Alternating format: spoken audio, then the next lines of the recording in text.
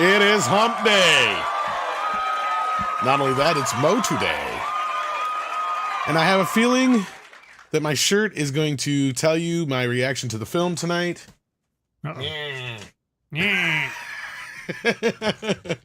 Anyway, good afternoon, good morning, wherever it is where you is.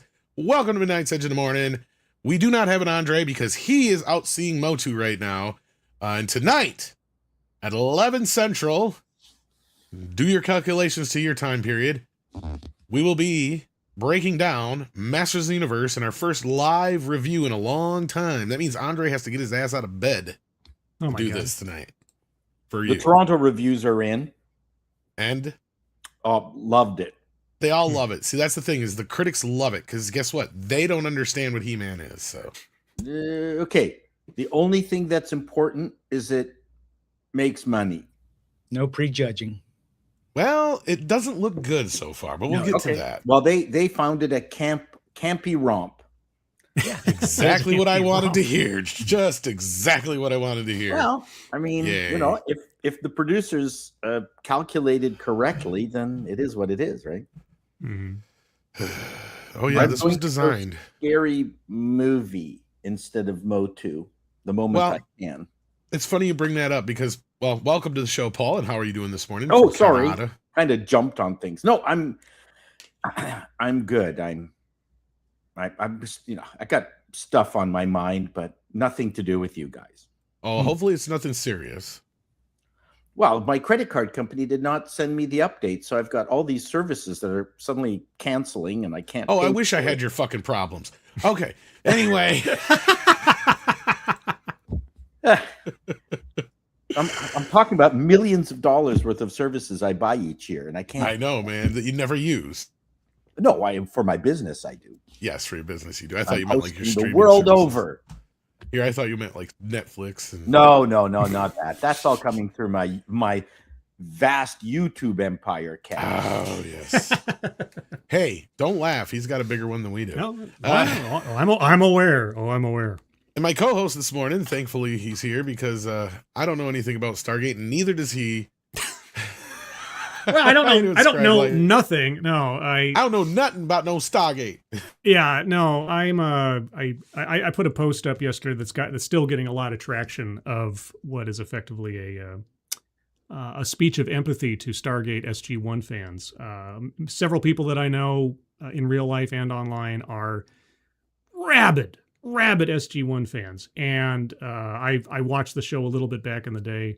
And to hear all the details about what they are not getting any longer, I have all the empathy in the world, and I can't even imagine the heartbreak if I heard something similar about a property I love. But we can talk about that as we go. Well, yeah, I'm on the cusp of the eve of, or not the eve of, the day of that happening to me right now.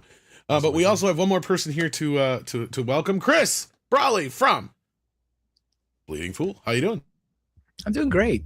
Sorry, I fell out of the birthday bash the other day. I just ran into bad traffic, bad rain, bad signal, but I was glad to be able to at least make a brief appearance. You made a brief appearance. That's all that matters, right? Yep. It's more than I can say for some. Will Andre be joining us today? I don't think so. Unless he just happens to get done with the screening and get home in time and he can give you a brief reaction, because otherwise we're going live tonight. Okay. He's going to go to bed early. So he can be up early and be up in time for me when I get back tonight. So we cross paths and boom. And if any of you guys happen to see it tonight and you're back in time, you're more than welcome to join us. But yeah, we're going to break it down tonight because I told him, I'm like, you know what? Of all the movies in the almost nearly decade that I've been working with you that we have to review, this is the one. Probably right? So, yeah. I mean, come on. So that being said, keep that in mind. Mark your calendars tonight. 11 Central, we're gonna go live and talk about Masters of the Universe. Andre is a loincloth fan. He's wearing one constantly, yes. He's going to the movie wearing his. Any movie with a loincloth, he's out there watching it. Well, Midnight's Edge has an amazing documentary on the whole He-Man backstory and everything in your archives, if I'm not mistaken. Yeah. Yes. So. Yeah, we've covered pretty much the entire franchise up to a point so far. We got to pick back up, but yeah, it's been a long time in the making. But Yep. This is another speed bump in the road to the end, I guess. Yeah, right up there with the battleship Potemkin and Solaris in importance and cultural relevance. Yes. Citizen He-Man. I was going to say, in some ways, Masters of the Universe has penetrated the culture more than those things. No, but I'm saying, well, I mean, there's different sides to that. I don't know. think people are going to be analyzing He-Man in film school. We still talk about the fucking 87 movie to this day. Oh, no, that's true. I know. You say that now, but 20, 30 years from now, we're going to be sitting there. Sadly, hopefully you'll still be with us if technology has gotten that far, but we'll be sitting there going like, man, were we wrong? Like the shit they're talking. Minecraft is the greatest movie ever made, according to everybody now.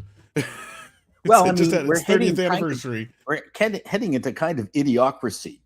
Yes. I was just about to say that, yeah. I could very well see a future where film students are dissecting He-Man or Highlander 1 versus Highlander 2. Oh, yes. As kind of the epitome of cinema. I'm surprised there isn't a class already with that, to be honest with you. What happened to Highlander? I'm pretty sure Highlander won all the Oscars ever for the best movie of all time, period. Highlander was a badly connected bunch of rock videos. Basically. But it was a Queen music video. So cool. The first one was. Yeah. I loved Highlander 1. Highlander 1 is pure bliss. Yes. That's all you got to say. Yeah. The sequel, on the other hand, is torture. Terrible. It makes your brain go because you're like, wait a minute here. Fuck you. Well, again, it's people making too big a deal out of it. But let's not Yeah. Yeah. Well, Barry the Music Man says Frank Langella is the only Skeletor. Well, we'll see. I don't think that people are going to be praising Leto as much as the critics will be, but we're going to talk a little bit. I don't see how he can make it bad. He's just in a rubber suit. You never see him. I don't even think it's him. I think he's just doing the voice. No, I'm serious. I think he's just doing the voice. I think we're going to find out it's like a Mando Grogu thing where it's some I think Leto would insist on being in that body. He might do some of the acting scenes. I get what you're saying, but I bet you 90% of the action shit, he's probably not even there. He probably did motion capture, and the body is just CGI anyway. Yeah. Well, I think it is actually somebody in a costume, but I'm not convinced it's him. See, Paul is. I don't picture him getting into that blue suit every day. But and here's the other weird thing about Leto is every time a reporter's tried to ask him about this movie, he avoids it. So I don't know if he's just like only doing what he's contractually obligated to do, or if he's not doing what he's contractually obligated to do.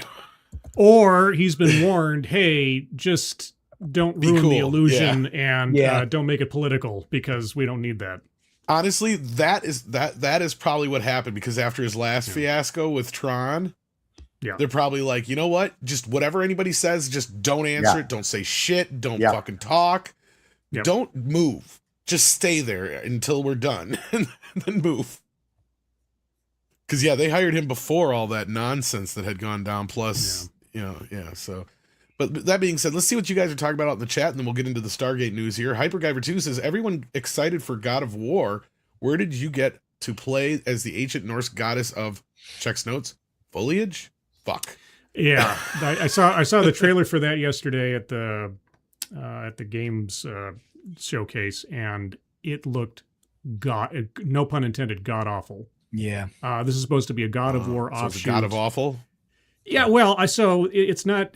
They take the driving plot device in the renewed God of War series was his wife dies, and then he has to take his son off on a quest to scatter her ashes and honor her people and all this other thing. So the game starts with she's dead, and then she ascends to not Valhalla, because then she'd run into her already alive husband. So we're now somewhere else, I guess. And they give you a 20-minute opening preview of this game, which is basically just one long cinematic, because there's maybe about 10 seconds worth of gameplay in this 20 minutes. So something you'll have to sit through all over again when you get to the game. I was just thinking, I was like, there's a gameplay demo, but it is just one glorified cutscene.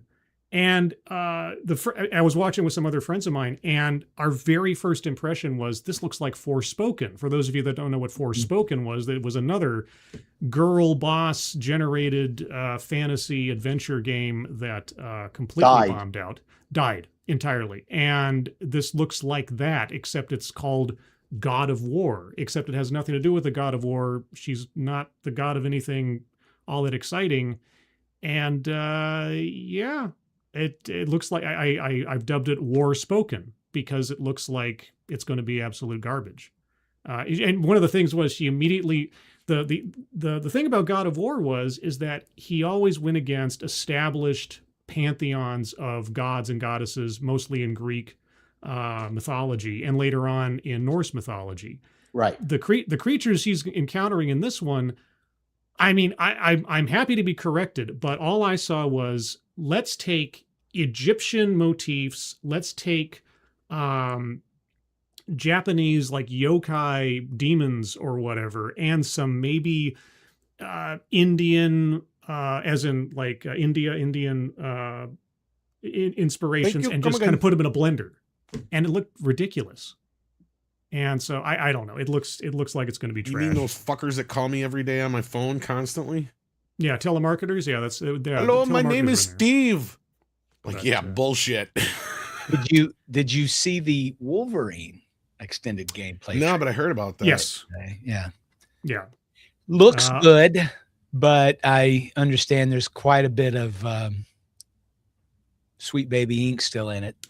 Well, I can't say about that because I haven't seen much of the game. No, but I did see, there's this one lady, I think her name's Deborah Wilson, and she's an actress, and she plays Callisto in the game. And Callisto in the comic books is a white woman with an eye patch, and Deborah Wilson is a black woman. And it doesn't really matter in that wise to me, except for the fact that every time I ever see a video game where Deborah Wilson is in it, she is rendered exactly as she appears in real life. She never plays a character.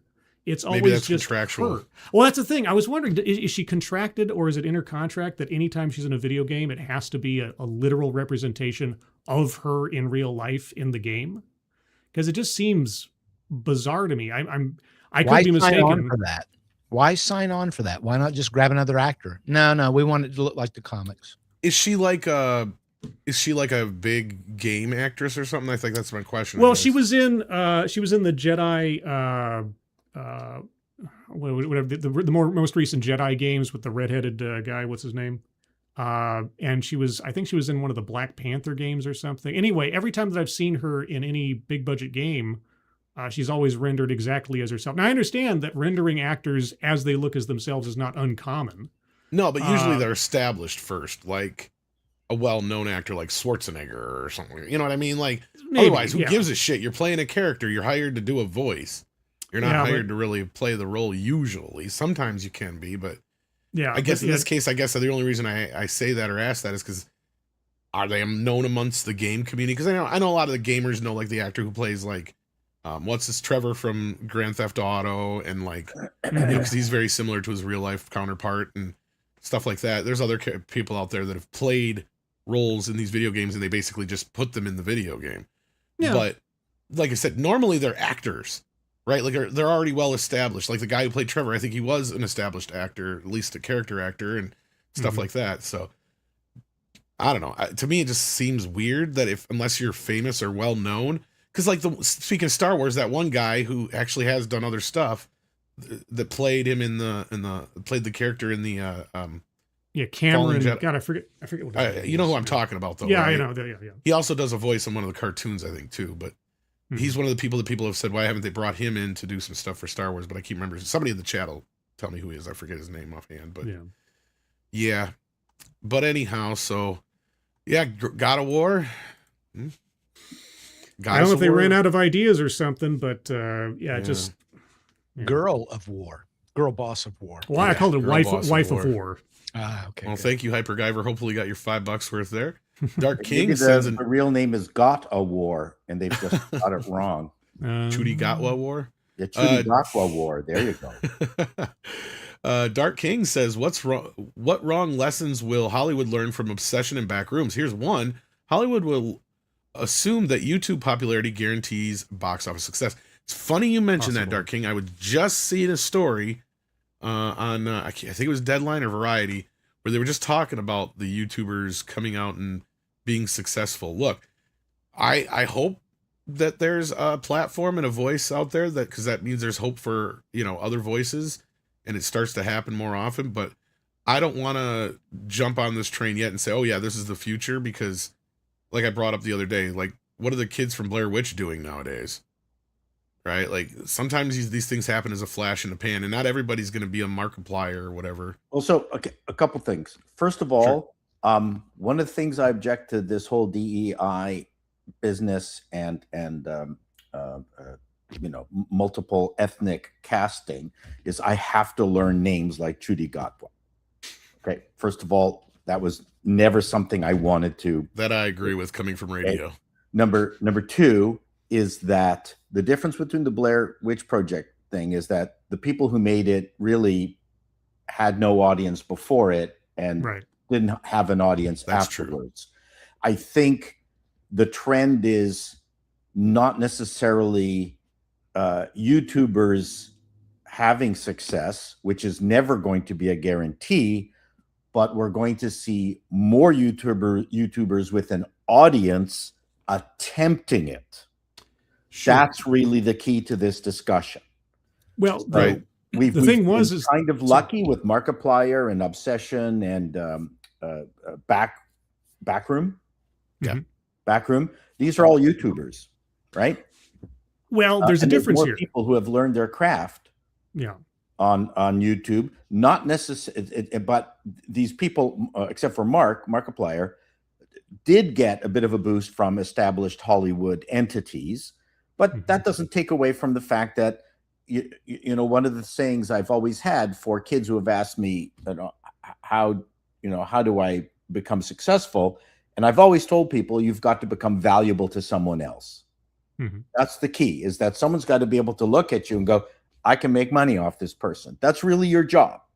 Absolutely. It's not the art and all that. I mean, that all, the art part is important, but again, if nobody sees what you've painted, then it's not art, right? There's one big difference here. Oh, sorry, I know Paulie's waiting. Oh yeah, Paulie's waiting in the back, but then Scribe, you wanted to add to this. How you doing, Paulie? Good morning. Good morning.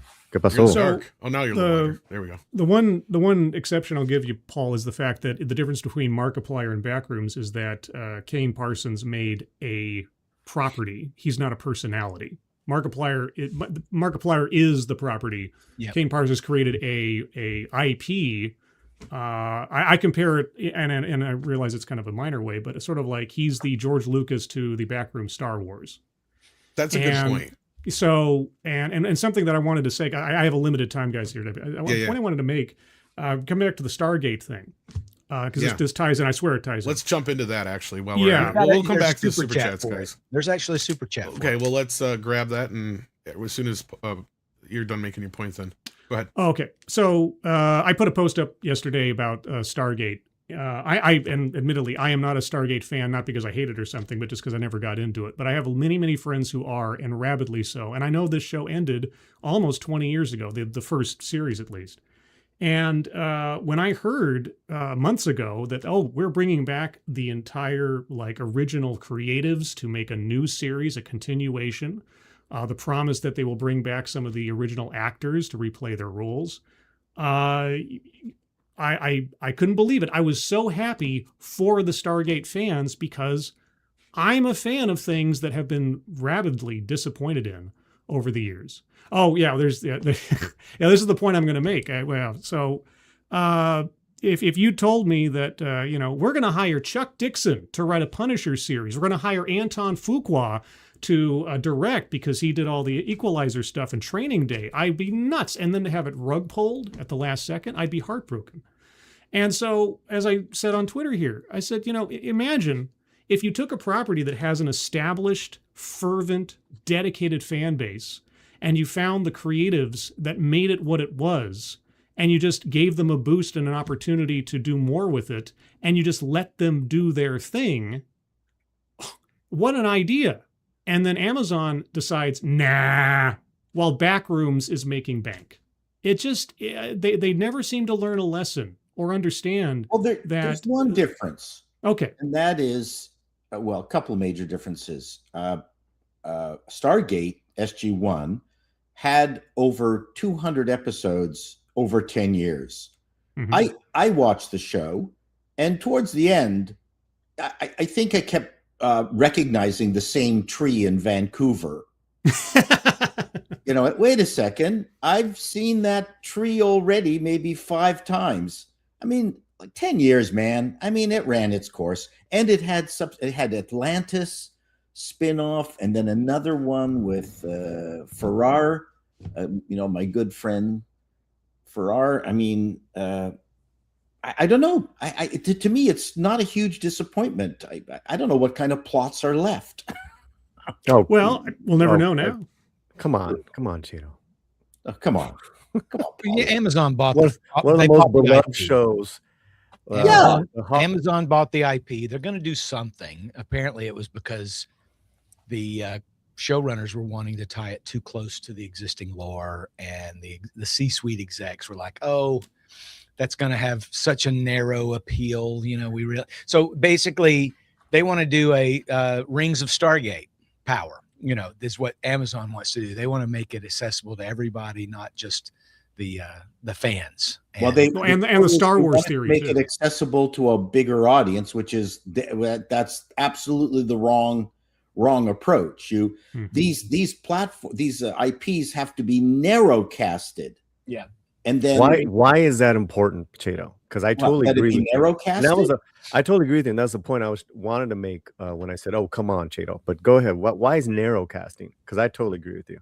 Yeah, because I think you really have to get the audience to find the show, not the show to find the audience. I agree. I think what Paul's trying to say is that, like a lot of things lately, as long as you make stuff for a specific audience, other people will find it. Correct. But you need that original audience, or the audience that should be made for, to go in and go, "Hey, this is great. Let's make some more of this, or you should see this." So it's Hollywood making back-asswards executives making bass-ackward decisions. Shocker. Right. And imagine, like I said, you've got a 20 years long fan base who are rabid for this stuff. They've grown up. They have kids or grandkids. Can you imagine if all the Stargate fans brought their kids to see this show, and all the word of mouth and everything create a whole new fan base around this? And then they go back and watch the original episodes on streaming and all the extra residuals from that. Come on. It was a slam dunk idea. And they just decided to throw it in the trash. So do they own it? Yeah, they bought MGM owns it. MGM. Yeah, as I say, they inherited it through the MGM. That's depressing. Yeah. So Martin Giro, I don't know how you say his last name. Giro. What is it? Where? Gero, Gero, Martin. Gero? Where are you looking at this? He was one of the showrunners on the original Atlantis, Stargate Atlantis. He's still associated with whatever Amazon decides to do. I never watched it. I like the original movie with Kurt Russell. Martin. So you guys keep That's talking. all I've ever seen, actually. I'm just gonna sit here and eat my Mr. Beast box from Zaxby's, and you guys just keep talking about this. Okay? Yeah. We did not get paid for that. I want some money.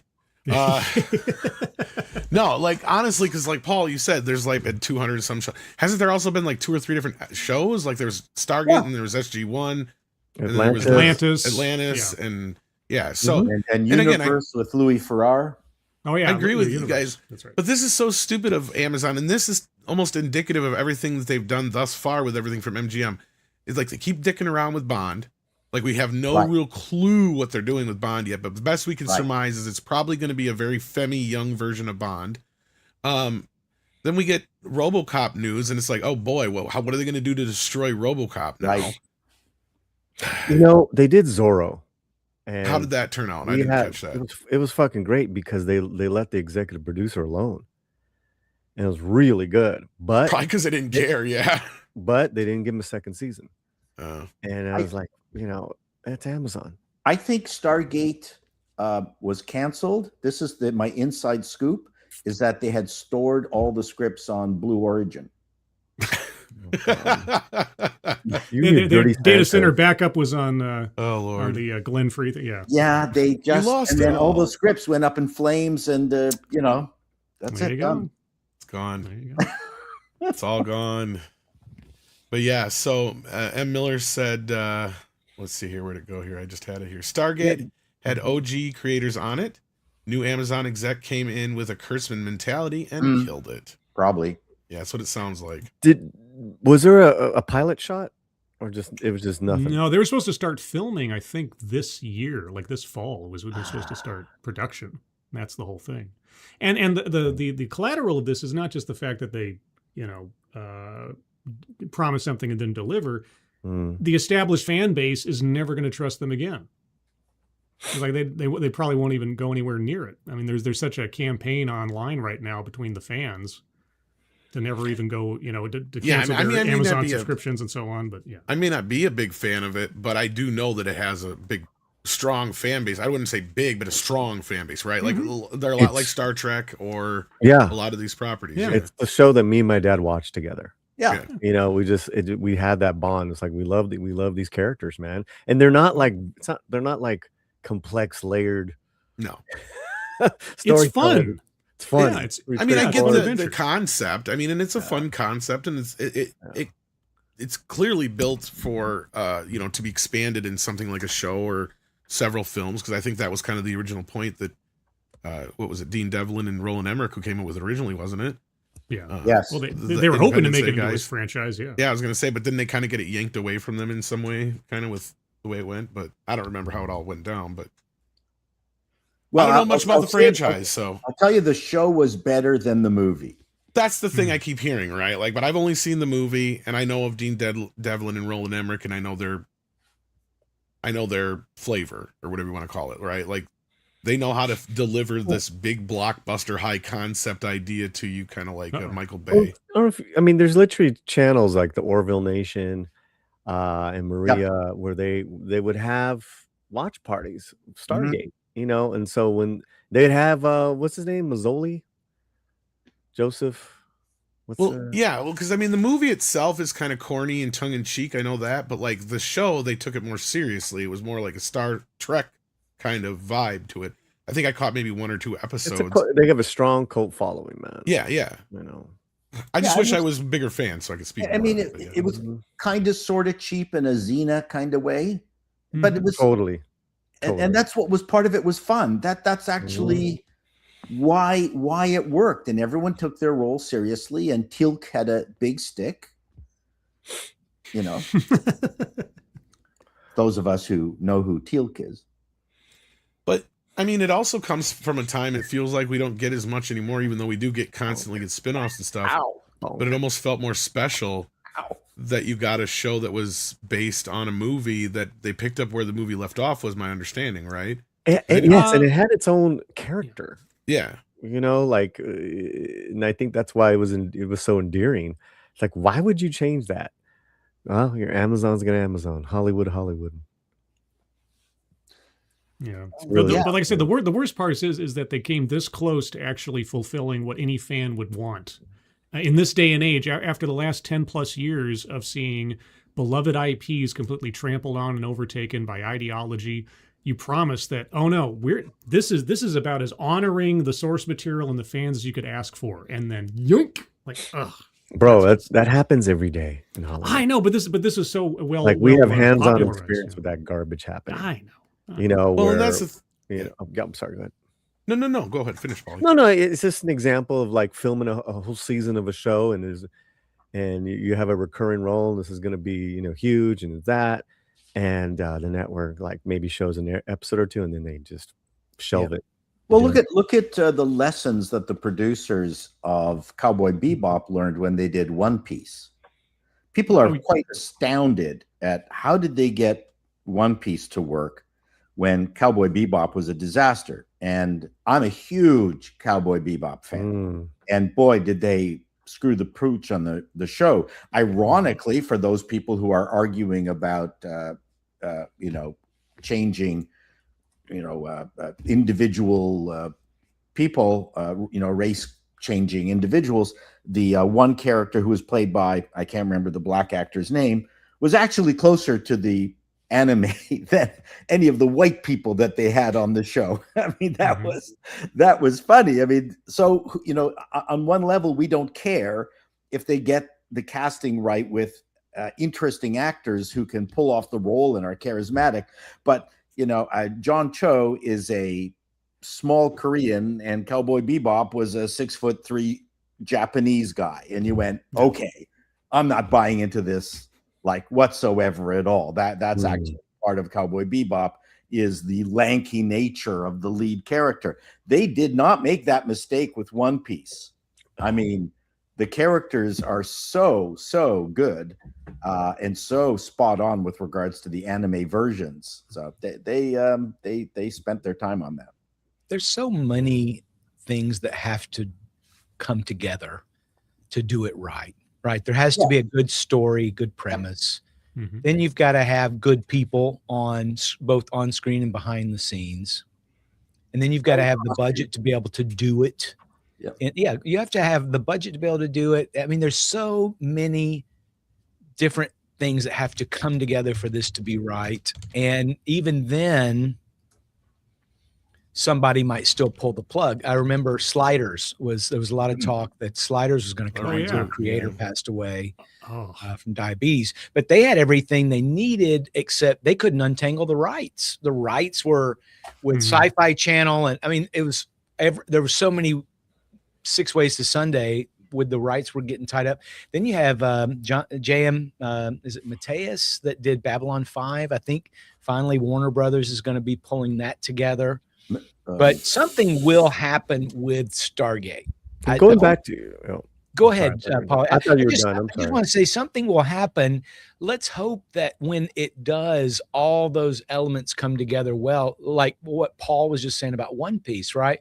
Because you've got to get everything right, or even if you've spent a lot of time, a lot of money, and had good people, it could still suck if the story sucks or you just failed to do something that was foundational to the property the right way. You know, it's so rare that we get those things. And again, Cobra Kai is a fantastic example of getting it all right and yet still having a few elements that weren't, you know, I mean, not every episode was an A on that series. No, but what that show managed to do was both bring the original fans with their kids and grandkids the ideal to the same table. Right. And that's the thing is, and this is where I'm kind of, sorry, Sadie's barking at a neighbor. Well, listen, hold on that point before you go there. On that, I was just thinking the only thing my daughter's ever picked up that I liked is Fleetwood Mac and Led Zeppelin. No TV shows. She does like the Spider-Man movies, but she prefers the second guy, Andrew Garfield, which is of course the worst one to like. But I don't know that it's necessarily that easy to bring your kids in to like everything that you like. But I'll leave it at that. I was just going to say, they have to kind of discover it on their own as well. Yeah. Right. Like, cause I mean, I tried with my kid too, to get him into certain things. He just wouldn't. And then later on in life, when he discovered them on his own, he was fine with them. It's gotta be their idea.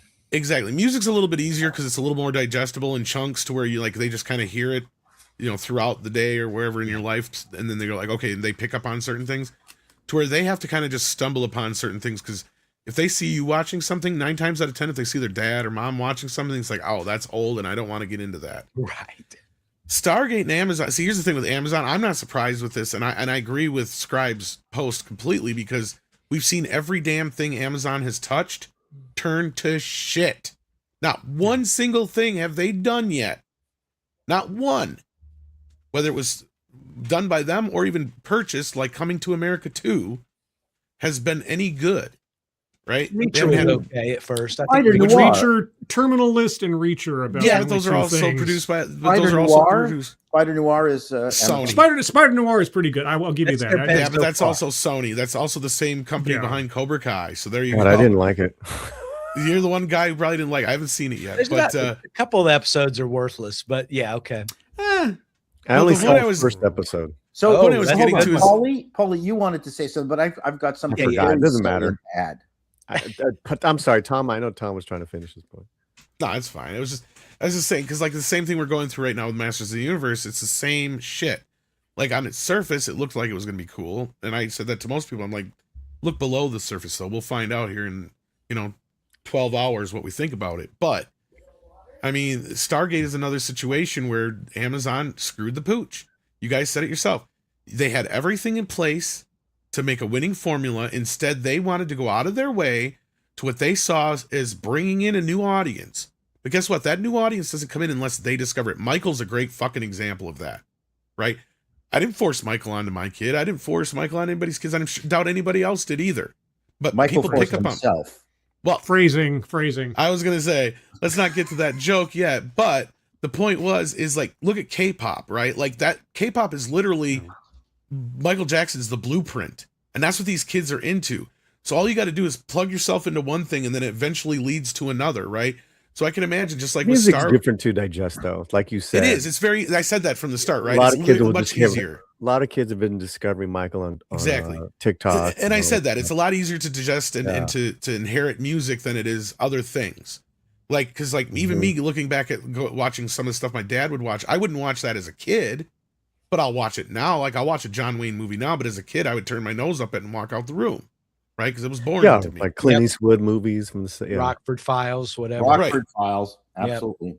Yep. And that's another one I watch now, but I didn't have any time for back in the day. Yep. There was also you have to come to it on your own. Fallout on Prime is really good. I'll tell you, probably the biggest reason that this thing got kiboshed on Amazon is that they probably wanted to spend too much money on it. Maybe. And suddenly your views, your opinion, your taste level all changes when suddenly you have decided that this thing is going to cost a whack of cash, and you're, going into some fancy place and deciding that, you need a Chanel bag. And this was never a Chanel bag show. This is, and no one's talked about it, but I think that's the problem, is that they probably didn't treat it like a show that should have been maybe just a few dollars more than what they spent on it originally. I mean, adjusting for inflation, as soon as you decide that this is going to be the scale of rings of power, then you're going to get bad decisions. Well, I know we got to let Scribe go here, so I want to let him have his final thoughts on this. But I honestly believe what happened here, and this is just my speculation, and I'm curious if Scribe agrees or not. You had all these things in place. You noticed that there was a bit of an excitement for it online. And like you just said, Paul, success has many fathers, right? So as soon as somebody thinks that they smell a hit, then everybody's got to put their 2 cents in. And then the original people that were involved no longer are as important to the project that they were before, because now everybody who thinks they're more important wants to put their 2 cents in. And next thing you know, you got the original people going, fuck this shit, I'm out. And or they're just being completely pushed out the door. Yeah, especially because the budget's too big. Yeah. And it's too important to fuck up now. Yeah. But anyway, exactly. Scribe. Yeah. Yes, what? I just wanted to give you your final thoughts because I figured you had to leave here soon. Because you want to final thoughts on what in particular? Stargate, before we jump to other things. Oh, yeah. No, like I say, my sympathies go out to all the fans who got for lack of a better phrase, cock teased out of this thing. That they were so much looking forward to. I just try to imagine if, Star Wars or The Punisher or anything else that I love, if I was told that people that I have a certain amount of goodwill towards were being given the opportunity to expand on that and then have it taken away. And not because, there was a budgetary issue or somebody passed away or something, but just, we don't think that the original fans that made this thing valuable in the first place are really worth catering to. I mean, it's Star Wars all over again, purchased by Disney. The expanded universe, that never happened. We're going to give you a better universe. Like, oh boy.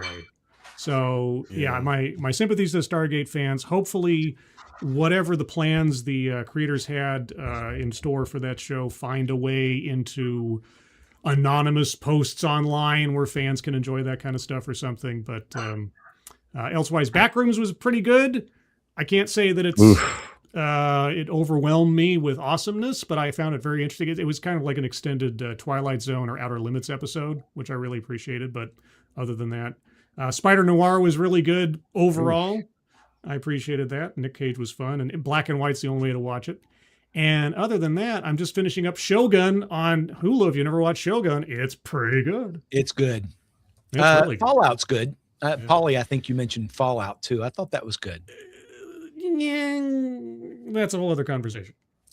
As a Fallout fan, that's a whole other conversation. But anyway, guys, thanks for having me on. Bye-bye. Yeah, thanks for being here, man. Yeah, have a good rest of the week, and I'll see you when I see you. Good to see you, Scrap. Take care. Yeah, take care, guys. All right. Dark King says, happy that Amazon has given up on ruining Stargate. They're not giving up. I was going to say, they're not giving up. I think they're giving up on the original creators, though, or the original creators have walked away, one of the two. It's going to be a total reboot. Yeah. And I was just going to say that, too. That's the other thing is that is the biggest problem is when you try to make something for an established fan base, is that you have all these executives, and this goes along with what we were just saying with Paul here before, is they don't understand this shit. So they want to be able to have an easy access point. So they want you to be able to start over again. They want to reboot, right? Like they want to start over. We got to get the new audience involved. It's like, no, that's not how this works. You bring something out new that they gravitate towards, then that's when you bring out all the old stuff so then they can go back through that catalog, right? Like that's how that works. It's kind of like how Michael's working right now with people. Kids are seeing the movie. They're going to check out his music in the back catalog. Same exact thing. You have the same thing happen with Star Wars, Stargate, Star Trek. Insert your sci-fi / action genre IP here. An audience will find it and they will go back and look at the old stuff. That's when they appreciate it more, as opposed to trying to shove something down their throat that isn't like that old stuff. And the same thing for the new audience that isn't gonna eat it. It also reminds me of Ghostbusters. That was another thing I brought up to Scribe before you guys got here. It reminds me of how for years we were promised a Ghostbusters 3. And then all of a sudden we're finally getting a Ghostbusters, but instead it's Paul Feig's reimagining of Ghostbusters. And it all happened within like a matter of a few emails. It's crazy. Yeah, so I feel sad for any of the Stargate fans out there for this happening, but hopefully they'll have something in the future that will work out. Pilgrim Media says, my favorite Stargate universe, well done. It is well done. So there you go. So he's already got one.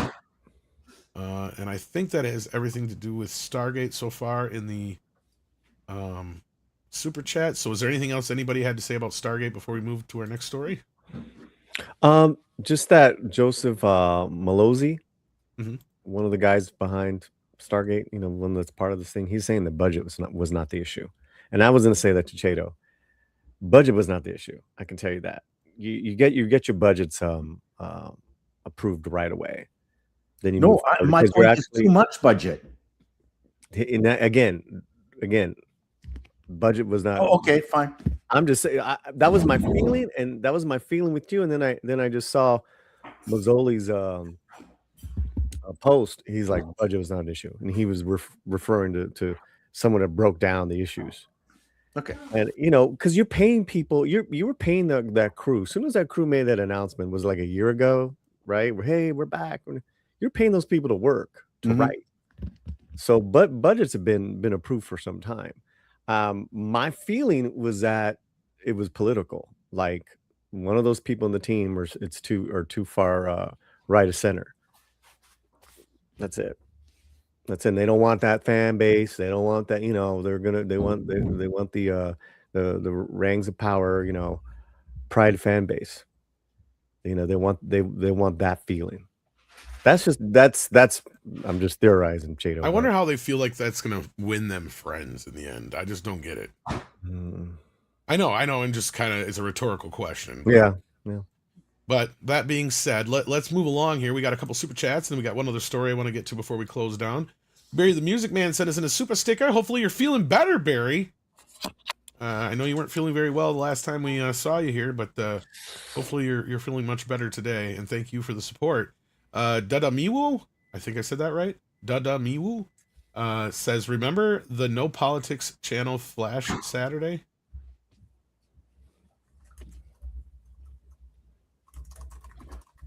Nope. Flash had a pop political show. Remember the No Politics channel Flash cast. Speaking of politics, Paulie, I wanted to ask you, how do you feel about the election? No, not doing politics here. You don't have to send in another super chat, Dada Miwo, but just kind of clarify what you mean. Just post a chat. Yeah. Yeah. If anything, if I don't see it, then I'm sure the mods will make sure I do. Because I'm not sure what your point. Unless you meant something like you were on something with Flashcast on Saturday.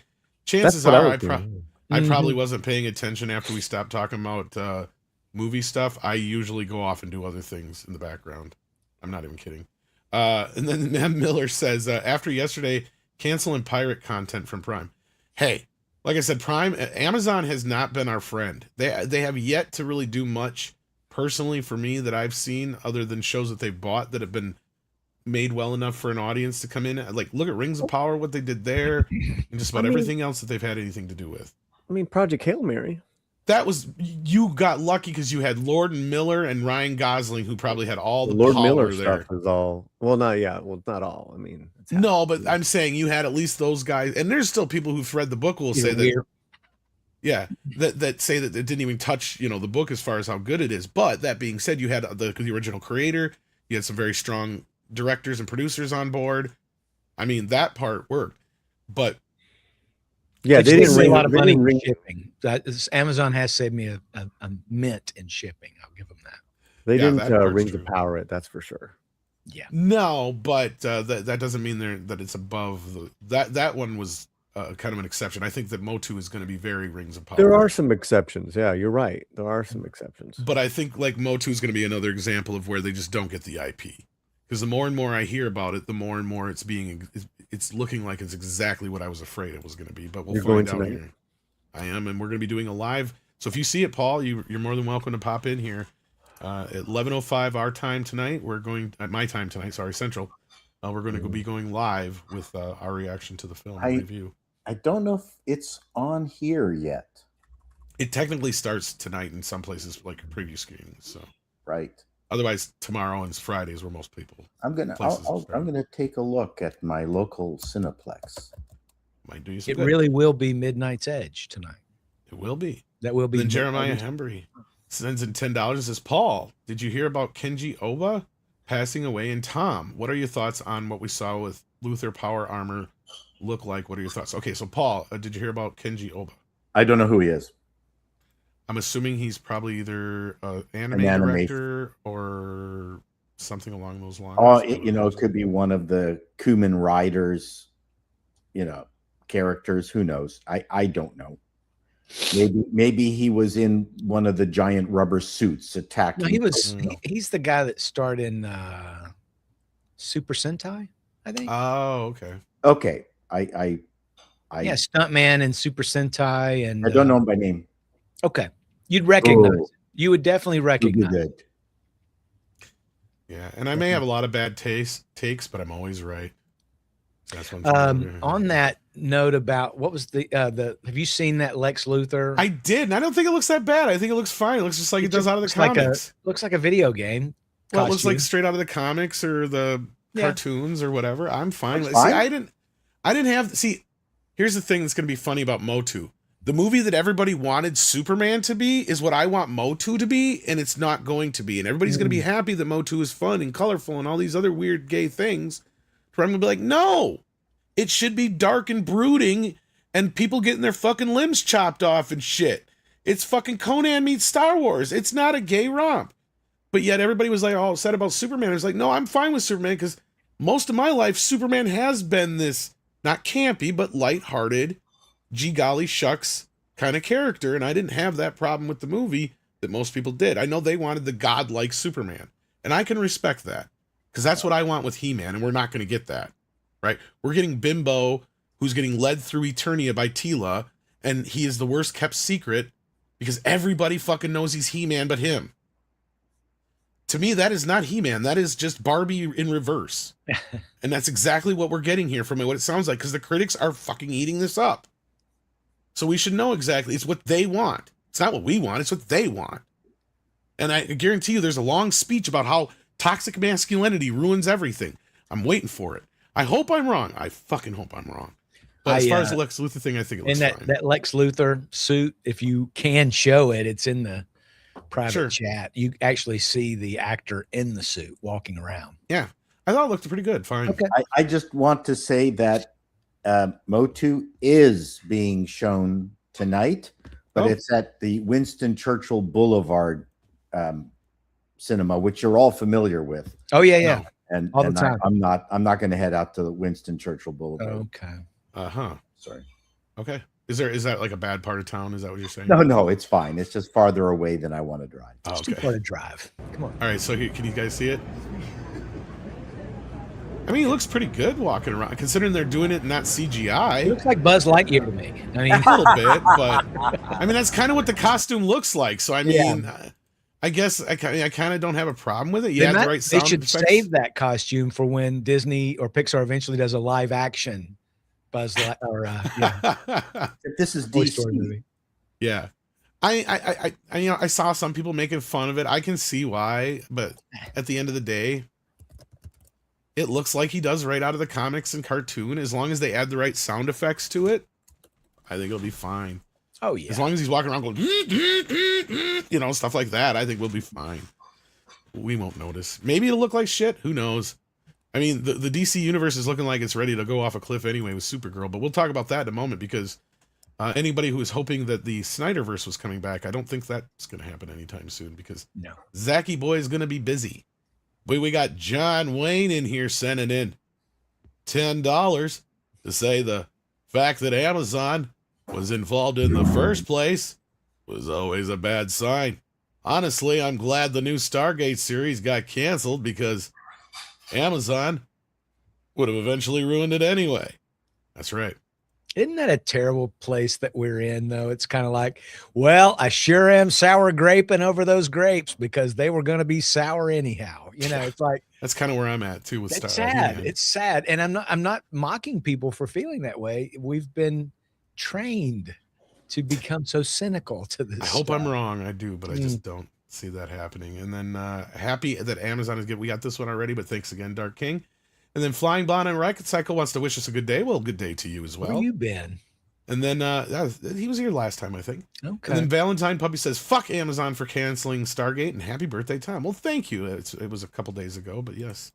I appreciate belated that. is the belated birthday nomenclature. Yes. But speaking of Zack Snyder, as I just mentioned, he dropped some news yesterday, or the news was dropped, that he is going to be directing a reimagining of Escape from New York. So this is like what, the third time now they've announced that they're going to remake this movie? And I remind people, we already have a remake at home called Escape from LA. Yeah. I mean, people forget this, but I think that's a bit more of a satirical take, Escape from LA, because there's I don't mind it as much. I get why people dislike it, but it's not like it's Highlander 2 bad. No, not at all. No. I'm kind of encouraged about this because I will say one of the few movies that I like from Zack Snyder is that remake of Dawn of the Dead. Well, the beauty of that though is that it had good writers on it. One of them being James Gunn. So that's my guess. My big question is he going to be writing this or just directing? Well, it's an overall deal. So who knows? Him and his wife for sure. I was going to say I thought I heard that he's writing as well because that's what's got me kind of worried. And then he's already got people up in arms on who he's been mentioning and who he's going to cast because everybody wants Henry Cavill in it. I heard that Wyatt Russell might play Pliskin. Is that a bad thing in your mind? I don't know. I mean, it's a little too on the nose. Look, here I'm one of those people that's pissed we never got Escape from Earth. It's like you made me sit through Escape from LA so I could get Escape from Earth, and then we never got to Escape from Earth. Yeah. For those who don't know, that was the planned third film for years, and they even talk about it on one of the commentaries, if I remember right, when him and Kurt get nice and blitzed on beer. And it was supposed to come right after Escape from LA, where they turned off the world, remember? Yeah. So now they got Escape from Earth or whatever. But like, then Ghosts of Mars happened, and I think This is going to be renamed Escape from Mamdani. Oh.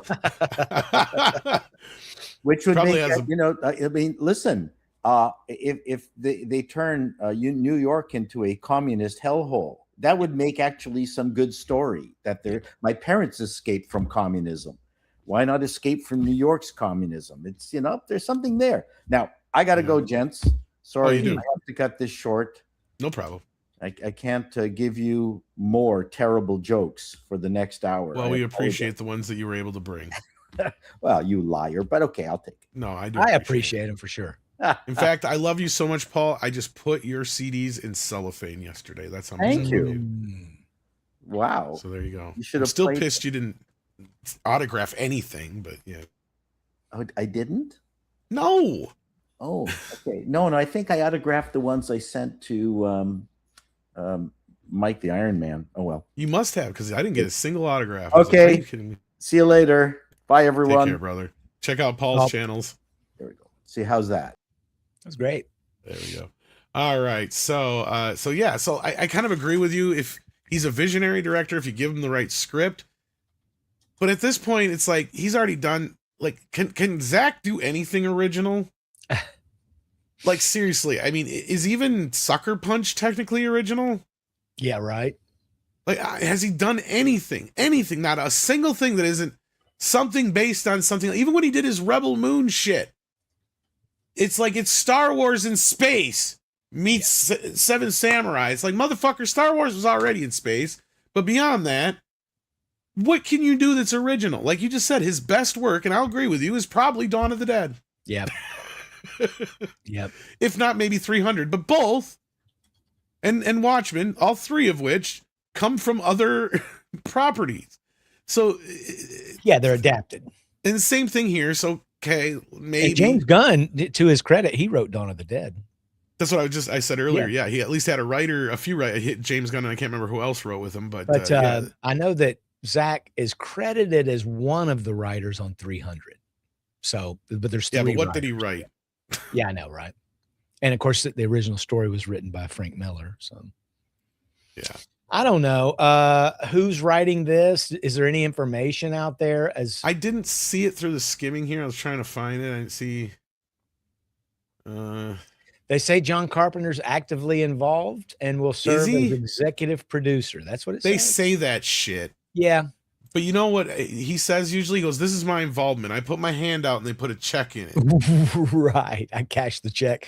And then I cash the check and I go home and get stoned and play video games. Did you happen to get, and he played video games, arcade games. I was on a movie set with him, and on the breaks, he goes and plays the arcade He loves games, yes. Have you been watching, or did you back that extended The Thing, expanded? I did. 5-hour documentary. Yeah. Yeah. I've been watching that in chunks, loving every minute of it. It's fantastic. I don't know. I want this to be good. I want this to be this I could maybe get behind. Oh yeah, Carl Urban as Pliskin. Oh, that'd be totally cool. That actually would work. Because I am a fan of John Carpenter, but I will say that I think the casting in Escape from New York and some of the sequences, there was room for improvement. Let's just say that. Yeah. Let's just say that. I mean, you could get worse directors, and this is like what, the third or fourth time, like I said, they announced this, because it wasn't The Rock even involved with one of these at one point. Talk about it, yeah, yeah. And Dynamite Comics actually had a fun crossover series. Holly, where are you? Had Pliskin and his character from what's the China town movie? Kurt Russell. Oh, Big Trouble in Little China. Yeah. Had those crossing over, and it got into a little bit of Escape from New York, but I don't know. I'd like this to be great. I don't really want to crap all over Zack Snyder all the time, but he's earned it. Like I said, there could be worse people involved. Paulie, you're here on the show. Why are you? I think he went to walk his dogs. Oh, is that what happened? Okay, that makes sense. Okay. Yeah, Vampires is good. Is that the one with James? That was his last good movie. That was with James Woods. It's based on a series of books, I guess, and it was meant to set up a series of films. It just didn't happen, but yeah. Wasn't Bon Jovi a vampire in that? No, he was in the sequel. Okay. He was in the one that I don't think John had anything to do with. That was made straight for video or whatever the hell, DVD at the time. Yeah. Yeah, but no, like, part of me almost wishes that it would just be not a reboot, but just kind of pick up. Like, I get it. Kurt's getting older.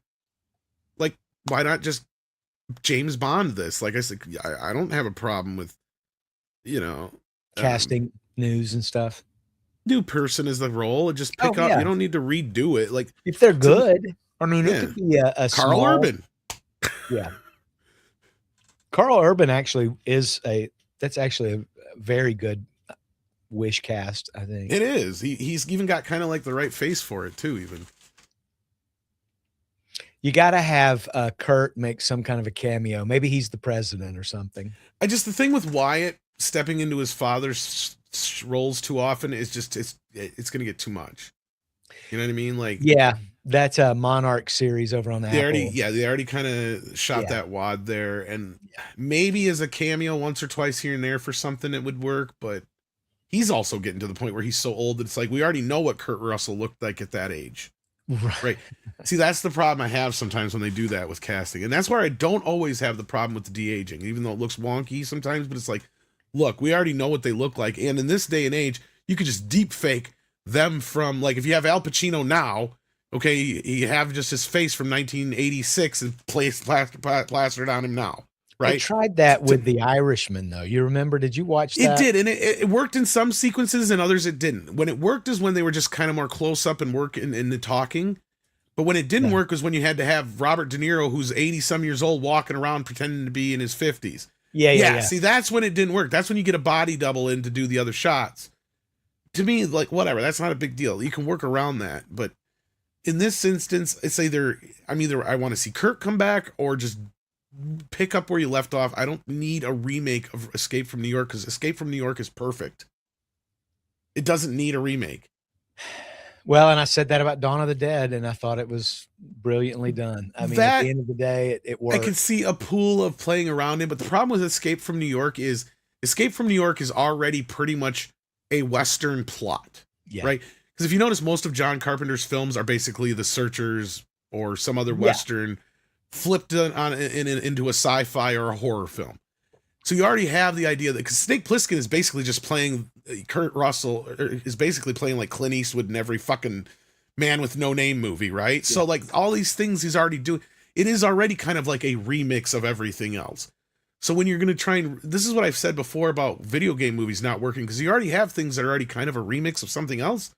When you start remixing again, we're going to run into that issue that I had that day I talked about. I don't know if you were here when I talked about it, Chris, but I brought it up a couple times, where I walked in and I literally heard a song that was sampling Mariah Carey's Sweet Fantasy, which, if we remember right, was already sampling the Tom Tom Club. Yes. So we've gotten to a point where we're sampling songs that were sampling songs already. Yeah.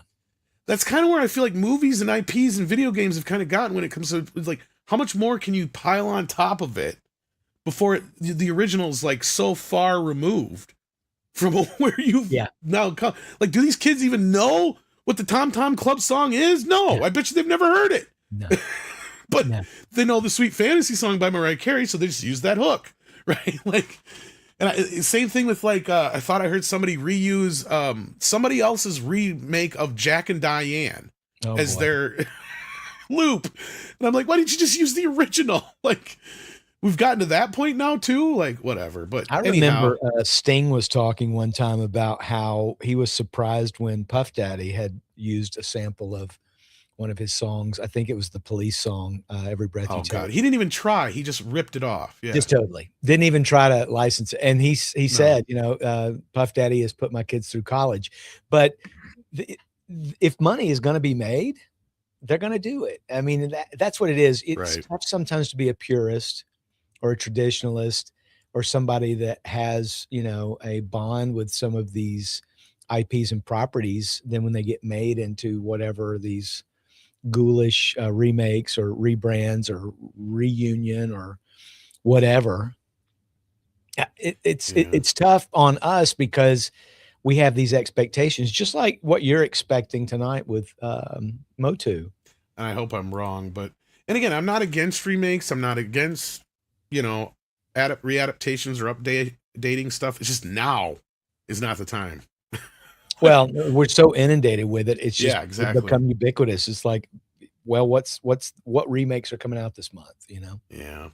Well, we'll have to see how this rolls, but to me, this tells me he's going to be a little too busy to be doing the DC universe. Oh, for sure. He's got another movie that's not franchise related at all, but comes out next year. I think it's called The Last Photograph, or I don't know what it's about. I don't know a thing about it, but I know that's the project he's working on right now. So he's busy. All that stuff with him teasing the Snyderverse and all that, I think he was just having fun with the fans. It almost like, hey, watch, I'm going to post this and watch, it'll blow up. It'll get 5 million likes and it'll be reported on a deadline. What's that? That would piss me off as a fan, though. Oh, you would think it would. Because that would be like if your favorite band kept teasing they were going to get back together. Yeah. And it was really just to promote like some greatest hits album or some stupid shit. Yeah. And then you're like, yeah. So that was all this was? Yeah, getting played. They were played. Like when Pink Floyd, when they did that bullshit with Roger Waters, like that was the one time I was on his side. I'm like, they fucked him over big time. Made him think he was coming back to the band. And they're like, no, it was just for this one performance. That's it. We're not doing it again. Like, well, fuck you do that. I'm going to go do the Wall. Yeah, right. And he did. Yeah. Yeah. So anyway. Great band. Yeah, that's one of those stories that's like whatever, but yeah. Yeah. It reminds me, I heard a story yesterday about a cat that a family cat who was an indoor-outdoor cat. So he would leave and sometimes be gone for a couple of days, but he would always come back to eat whatever. And it turns out that those days when he was gone, he was the family cat for another family in the neighborhood. And then they found out. Yeah, he was. They said, we're being used. You used us. At least I know my cat don't go far from his cul-de-sac. Little shit will sneak out. Yeah. But I always know he's around, usually. Like, the only time I catch him when I get yelled at him is because he'll go across the street and he likes to go in the neighbor's garage. So I actually told them once, I'm like, I like that you guys actually leave your garage open most of the time now because he goes in there all the time. And I know one of these days I'm not going to be able to find him and I'm going to be hearing, yeah. Mm-hmm. It's going to be him on the other side of that garage. And they're like, oh, well, if you ever shut him in there, just let him out. Exact thing happened to my mom's cat. The next door neighbor has one of those, not a barn really, but it's sort of like, you know, tool shed for yard stuff. And they left it open all the time. And her cat would go in there. And then one day they locked it. The cat was in there asleep or being quiet. Couldn't find the cat for 2 days until they walked over there and you could hear the cat bellowing. Yeah. Time to get out. Luckily they found it. But yeah, so yeah, you'll have that. But that being said, there isn't much else to talk about. But tonight, kids, tonight is when the real shits goes down. So you too, Chris, if you're able to catch the film, we're going live at 11 Central, 11:05. I think he's got it set up for. But 11 o'clock, we'll be going live here. Yeah. Talking about Masters of the Universe. I should be just getting back fresh from the theater with my thoughts. It's midnight Eastern. Midnighters out there tonight, midnight Eastern. It's true. 11 o'clock at Central, Midnight's Edge. 10 p.m. Mountain, and 9 p.m. Pacific. He did the math. Maybe Paulie can join. I did invite him if he's able to see the film, yes.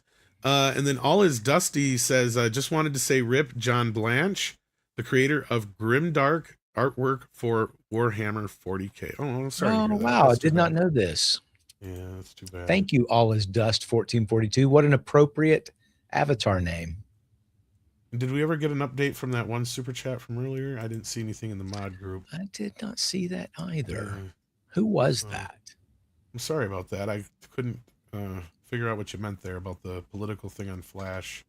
There is some great chatting going on. I hope everybody in the chat, other than being nice to each other, will hit like on this video and come back. Yes, please tonight. do. I was gonna say, and hopefully we make up for it being so short this morning with a nice. Bud Martin has dropped the link to that in the chat, so that so people can come back tonight for the. Thank you, D-Bud. Yeah, that should be good. Right. I will not be joining tonight. I will be snoozing, but I will watch the replay in the morning.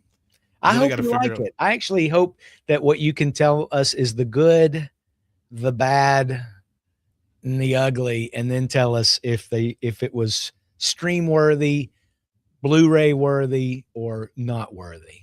I'm almost more upset that Scary Movie doesn't come out today, so I can just go see both. Oh, back to back, yeah. Yeah, because otherwise that means I got to figure out another time to see Scary Movie at some point this weekend. And I wanted to see Scary Movie 5 before I seen 6, but I haven't that's a good call.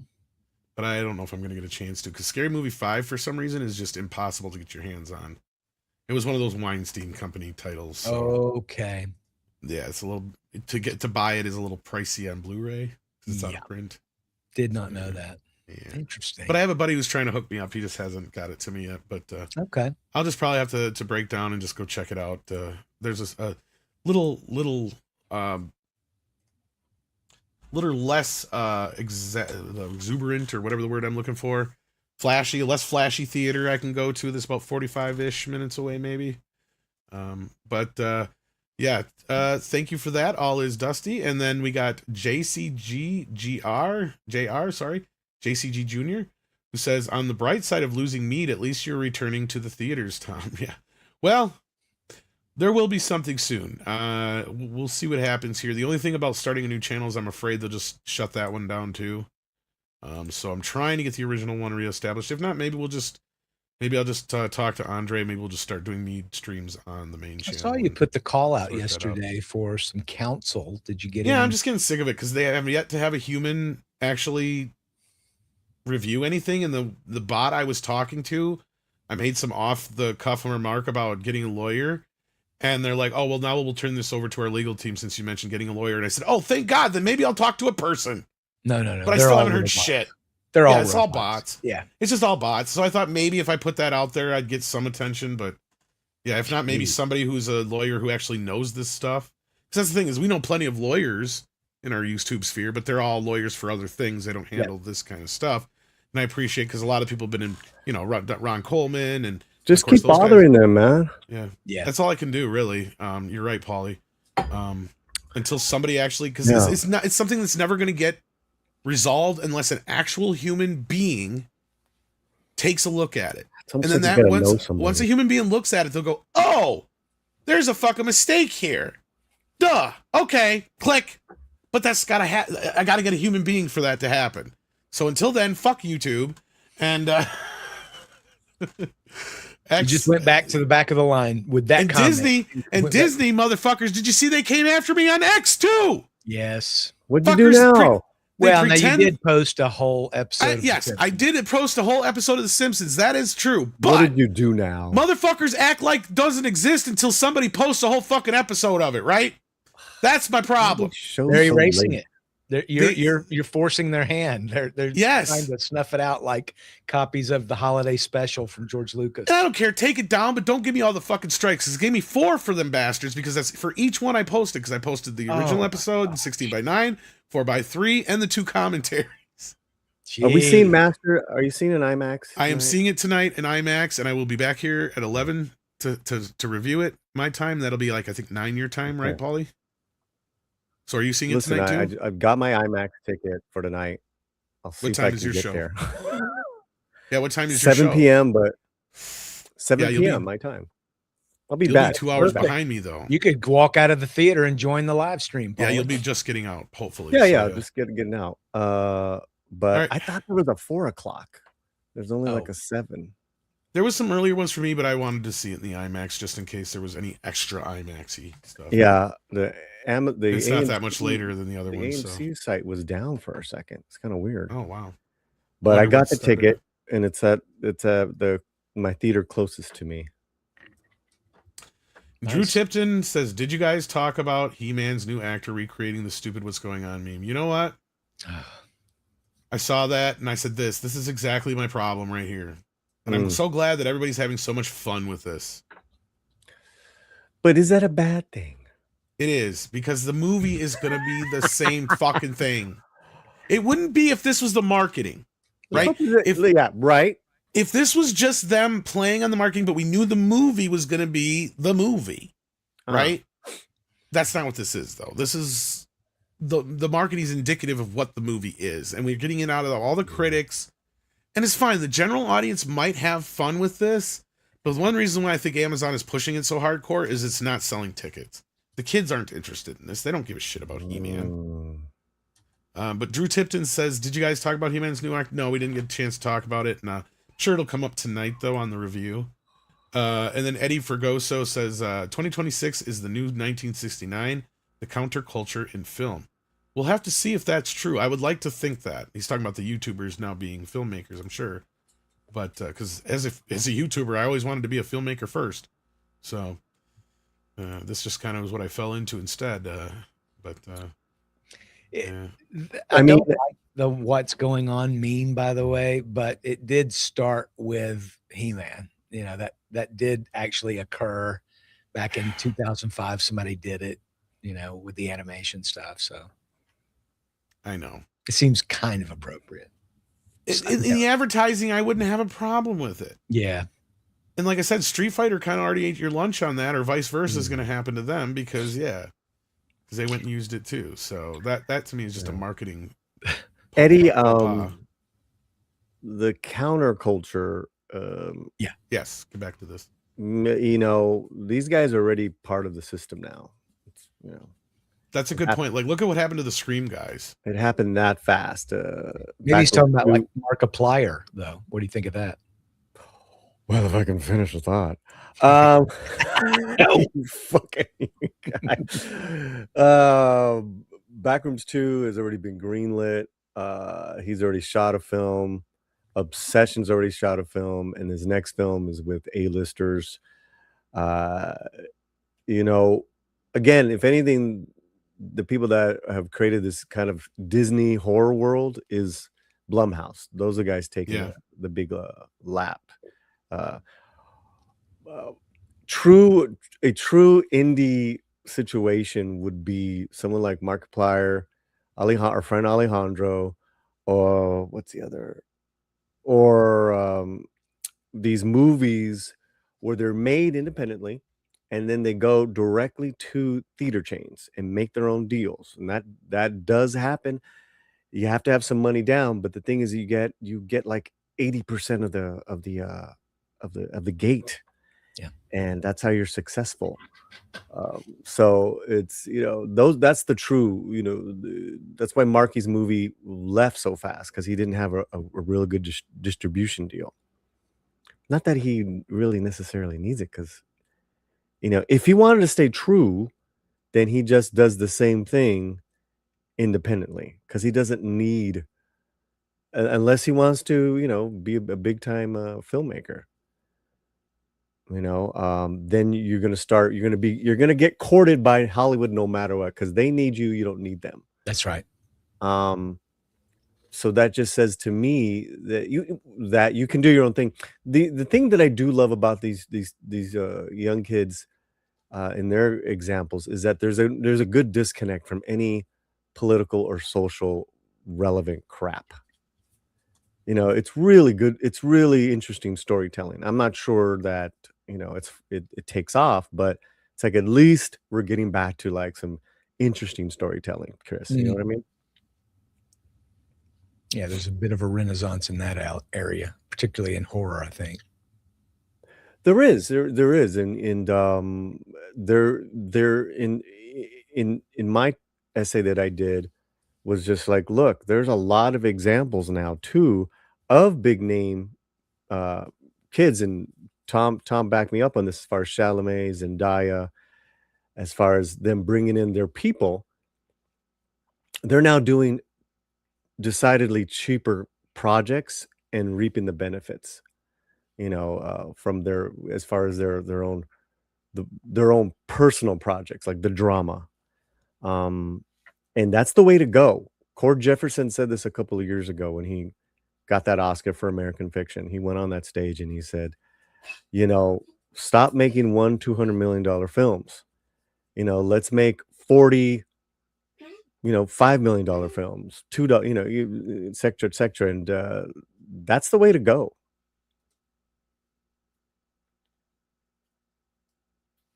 Yeah, we've been saying it for a while that Hollywood needs to learn how to spend less money, right? Like, I mean, that's first and foremost, because the more you make of these little, whatever you want to call them, counterculture films or whatever, those are the bread and butter, right? Those are the movies they used to make all the time, and the tent poles were only once or twice a year, maybe 3 or 4 tops. Mm-hmm. And then they would pull in and buy all these other films that other filmmakers would make, right? So that's the thing that has changed, and this is the one place where you have a shot at jumping in on something. Horror is very accessible, because mainly the horror audience is very accepting. They don't care if it has a Johnny Depp in it, right? They'll watch just about anything once and give it a shot. That's the beauty of the horror audience. Mm-hmm. The other side of it too is, if you have a good concept, see, that's the better part about a horror film, is you can sell a high concept more so than you can sell a star, because a star is whatever. And sometimes even a star can hurt your film, because you know that star is generally not going to die, right? Yeah. So there's no real attachment to, or no stakes to attach yourself to in the film, to where, like, if you have more of a concept like Back Rooms or Obsession, that is what's being sold, not the person that's starring in it.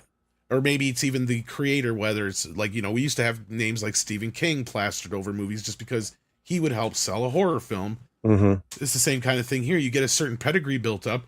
Even had what's his face from Key and Peele or whatever. Jordan Peele. Yep. That he kind of has his own kind of voice now in the horror genre, however you want to look at it. I mean, it you could just kind of find your way into it, and whether you become a John Carpenter or a Wes Craven, or you just become, somebody who's just a go-to workhorse for the studios, Blumhouse being now, they can just bank on the fact that they just put that Blumhouse logo up in front there. And that is kind of like, I just saw the interview where you guys mentioned, like, they want to be the Disney of horror films. Yep. Yeah. Yep. And that makes sense. That's what New Line Cinema kind of used to be back in the day. That was one good thing. You knew about, at least with Dimension and New Line Cinema, is that they would take a chance on some, you know what? It's a little horror film. Fuck it. Let's put it out and see what happens. Or you'd get a Scream or something like that would come out. It just once in a while. You never know. So I got a lot of thoughts off of what you said, Tom. Please go ahead and then we'll wrap it up. Yeah. So listen, guys, if you guys are thinking of doing a film, an independent film, here's the 3 rules, and you covered 2 of them. Got to have a great story. I mean, a great story where you're just like, wow. And you got to have competent actors that can pull this off. Yep. And then when you're casting, don't just go for the one that you want. Make sure that you have some really good backups, because actors always flake. Yep. Especially if you're working with friends and stuff. Especially if you're working at indie, right? And you're not meeting their quota, but they really love the script. The last one, guys, I will say, is that you have to have great sound. Audiences are very forgiving of low budget. They're like, okay, they can tell you're not really driving Yeah. No, Paul, you're 100% right. That's usually my number one thing I tell people is it can look like fucking videotape and it doesn't matter as long as it sounds good. George Lucas knew that from the start. Yeah. I say that in my own half of it. I say that in my own business. I own a video production company, and I've told people, even if the white balance is off, even if it's slightly out of focus or not framed upright, that sound better be good, because I don't care how pretty it looks. If the sound is jacked up, people are not enjoying it and they'll turn it off. I'll watch any number of cams as long as the sound feed is. That's right. I don't give a shit as much as a picture. Will you watch a concert movie with bad sound? Of course you won't. Fuck just no. turn it off. I don't care. I will watch the shittiest videotape of Michael Jackson, though, as long as the fucking sound is good. Yeah. You're right. Paulie, I think I get a bunch of those. It's really the whole. And competent actors and good sound. Sound is crucial, and good actors are too. I think the whole thing has to be made competently. A good story made competently, and you've got a better shot, right? Oh, and guys in the audience, like, this is not just for horror. This is any genre you want to do. Those 3 rules. Because I was talking to somebody, and they're trying to cast for their VO, and they think they're doing an animated spec, and they're I'm waiting on this actor. I said, don't fucking wait on an actor. No. Right? You got to have backup. You got to have some good backup and get this thing done. What are you waiting for? Yeah. Just do it. Don't wait, and like I said, make sure the quality's there. But that's the good thing about it, LA, as far as, or just, as far as casting, you're going to get a lot of submissions, because there's a lot of talented people out there that don't have work. Yeah, that's the thing, is making movies outside of where there's actors and stuff can be a little more challenging. That's true. But I mean, look at Clerks as a great example of everything we just said, though.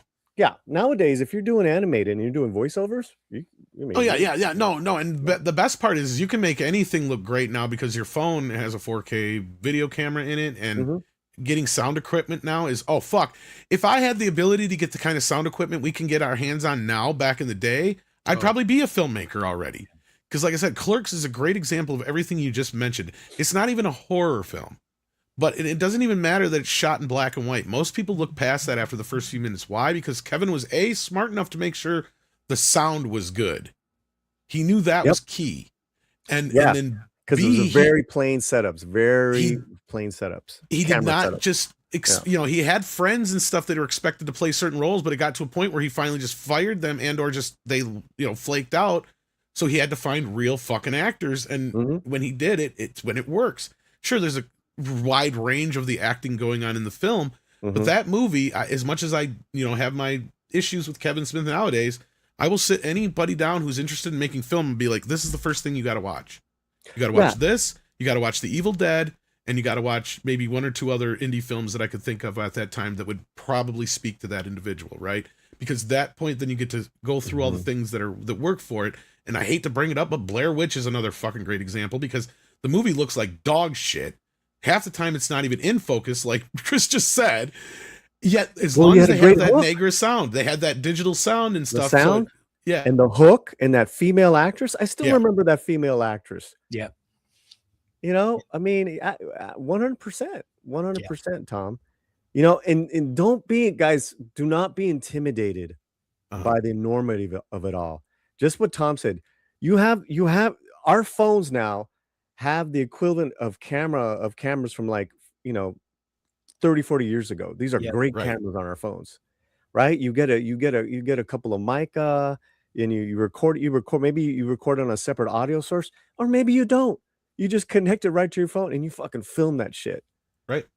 No, and Valentine Puppy, I get the point here. Like, what if you want to film something period piece? Why would you do it? Well, that's what Paulie was just kind of addressing. It's not so much the fact that you're filming it in 4K. It's the fact that the quality of the camera that we're using now, we never had this.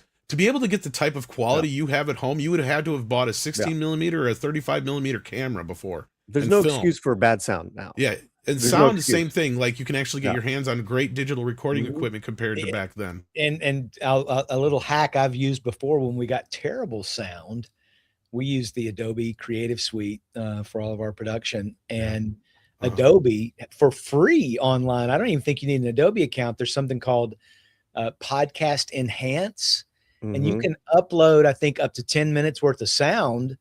And it's on faders, and you can polish that sound where, man, they will basically make like AI separates it. It is AI because you can be 100 feet away with an echo, and man, it'll dial it in to where it's almost like you're right here in a sound booth. If not, never underestimate ADR as well. I don't know. And you know what I did? Yeah. With that 10 minute, when it's longer than 10 minutes, I have broken them up into 2 7-minute So you've pieces. used it. Oh yeah. Okay. Yeah. Well, I've used it for like really long things. I just did a big project where we had to put mics in, just stationary mics in 4 areas, and the people were walking around. So we're having to mix all this stuff. And sometimes they're not even looking at the mic, but man, we really just got beautiful. And I've got an account so I can go longer, but they even stop you at like 4 hours a day or something on the online one. Well, and I might have to hit buy you more. up. You can actually buy. I think you can, but you can actually do it in Premiere or in Audition. But I just don't like the results as much as I like their little online platform that anybody can. Well, I might have to hit you up because. So go ahead, Paulie. So with Valentine Puppy, if you want to do a period piece, be smart with your script.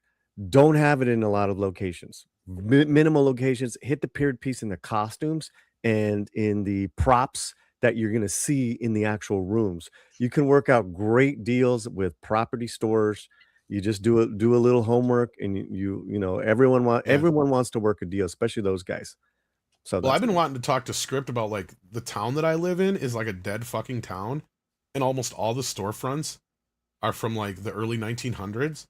Do you realize that a film company could come in here and shoot a period piece? No fucking problem. The streets are dead nearly most of the time. Like from the afternoon on, they could have fucking access to everything, I bet. And the city would probably eat up the money that would come in from it. Just come out and do 2 or 3 days of establishing shots, and either way, like whatever. I mean, I've thought of this many a time because we had Baraboo. Is where they shot the Johnny Depp Public Enemy movie at because of the same reason. Because all downtown Baraboo's all the, you know, historic buildings, and this town is the same.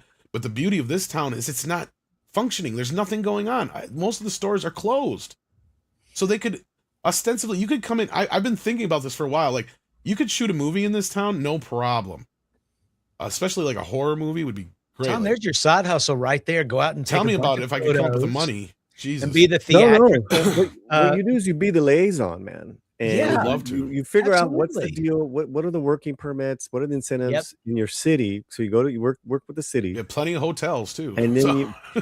and then then you start clicking in with Hollywood people or Yeah. productions, or you do a website where it's like, come to I don't know what Film town it is. Wisconsin. Yeah, Yeah. whatever. I'm not going to say the specific town right now, but yeah. Because Yeah. I met some people at the last Film Third award show, where they they were basically doing what you said, but like like in Indiana, but they had like a dedicated on their property.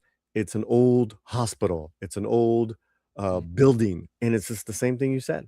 And I mean, I don't own these things, but like, yeah, the whole town is like half shut down in the Well, stores you and just take everything. out the permits, Tom. Yeah. You don't have to own them, and you just say, okay, if I wanted to bring in a crew to shoot at this building or whatever, just find out who you need to talk to. You wouldn't have to do too much legwork, but I think Paulie's got an idea there. If you're serious, I mean, if it really could be. I've been wanting to talk to Paul, to Script Doctor about it, because I know he's kind of close to that domain to where he might know people to talk to, because, I mean, yeah, he's Canadian, but still. Anyway, that being said. First, see what you have locally, Tom. There might be a film commission there. Yeah. I don't think there is, but yeah, man, maybe you could be the film commission. That's exactly it. That's what my mom did. That's how I met John Carpenter and was on that movie, Starman. Well, and as far as other things you can do, Valentine Puppy, there's plenty of things you can do to make it look period as well. Like if you want to add like maybe some sepia tone to it. I mean, it's so easy now compared to what it used to be. But again, right. Depending on where you shoot, Valentine, right? There's going to be prop houses, costume stores, vintage stores you can work deals with. Oh, yeah. Right? I mean, people you'd be surprised, man. People love a credit, like, special thanks, to the Puppy Vintage Store on Main Street. Oh my God, we're in a movie. Yeah, if you're doing like you're in the credit, or if you're doing like a Western or like a sword and sorcery kind of thing, like you could always look for like acting troupes and groups that do things around certain areas too, right? Like they have like for like Renaissance fairs, they'll usually have people that they'll bring in that specifically do that kind of stuff, and they know that stuff, so they can also help with consulting and all that kind of stuff too. And sometimes those guys bring their own props and costumes as well. That's the other thing that helps, especially the cowboy guys, right? Like, at 100%, every idea there's now a market for, meaning that there's a ranch you can go shoot at. You can, hire the extras, and like it's all set up. Where it used to be, you can only do that in Hollywood, right? And the Spawn Ranch back in the days. It's like, no, dude, that's all over the country now. Yeah. Thank God. Yeah, so yeah, there's plenty of options, Valentine Puppy, and then I forgot the other point I was going to say anyway, so it doesn't matter. Then Pilgrim Media says his thumbnail is Supergirl coming off a meth binge. Oof. What's funny is Supergirl tickets just went on sale, and I just bought mine. Oh. And they're filling up pretty quick. So A24 just reached out to me. Did they really? Asking about Onslaught, the new movie. Adria Arjona, Dan Stevens coming out.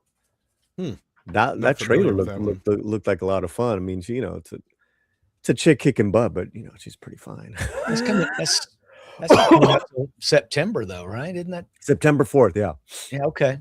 Yeah, but I don't know what she is going back to Supergirl.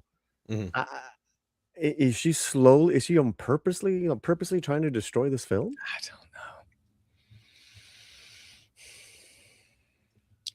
It's weird. Do they not know that they need the entire audience to make a movie a hit? It goes back to something. I know you guys have both brought it up before. A lot of times these media outlets, though, are just asking a question that they know or hope they can get some kind of a salacious soundbite or bit for their article, and that's going to be in the headline, and that's going to get all the clicks. So I've looked at some of the things she said, and I'm just trying to play devil's advocate. And sometimes it almost sounds like she's just saying something off the cuff, not really thinking about how they're going to turn it around on her. Right. I don't know.